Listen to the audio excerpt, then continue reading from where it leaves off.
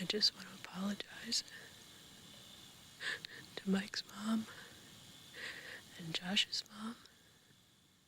One of the greatest examples of film promotion in history is the Blair Witch Project, released in 1999. The Blair Witch Project spent an estimated $20,000 to shoot, and in their marketing campaign, the creators decided to use their website as the main focus point, a platform where they could release now infamous found footage clips, newspaper clippings, and teaser images in the run-up to the film's release.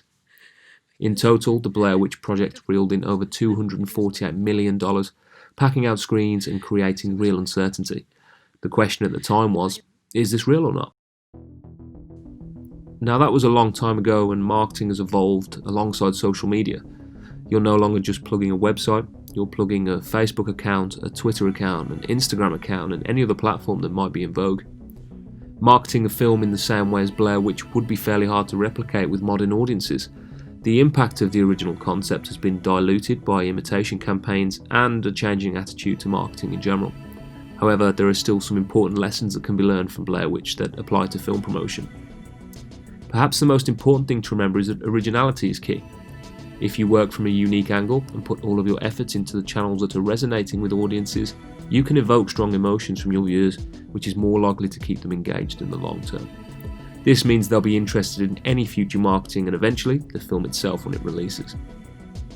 Also consider that around 74% of people aged between 18 and 65 are on social media, giving marketers, or more importantly you, a wide range of channels to promote through. Social media marketing refuses to slow down. Its effects can be seen everywhere, from the biggest companies in the world all the way down to the relatively unknown blogger going viral from their bedroom. In short, as a filmmaker, it's something you need to be considering. So where does this leave you? What about when it comes to promoting your project on social media? Social media is a crowded place, and to get heard, it's important to understand what links effective film marketing and the social posts that get the big numbers. In both cases, you're looking at exciting content, strong visuals, and a lasting impact. Don't forget about the emotional connection with your audience. If you can get them to stop scrolling through their timeline and watch a 30-second teaser or read your latest announcement post, you've already won half the battle. The other half is just getting them to come back later. Also consider the channels that you're posting on.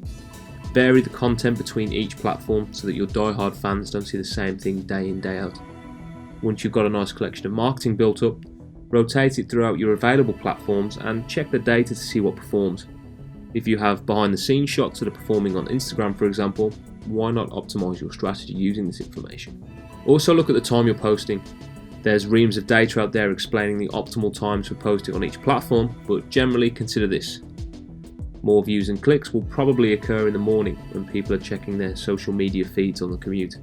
If you're looking for shares and comments, you want the evening crowd that have time to put in a response. When it comes to the content itself, you're going to want to keep it balanced and engaging at all times. Photos and videos generally do 40 times better on social media according to the experts, so the more visually inclined promotional material you have, the better.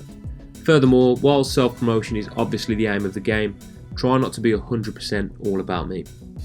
Share interesting content where possible, and maybe consider sharing the process of your project or some insider knowledge and watch your engagement rise.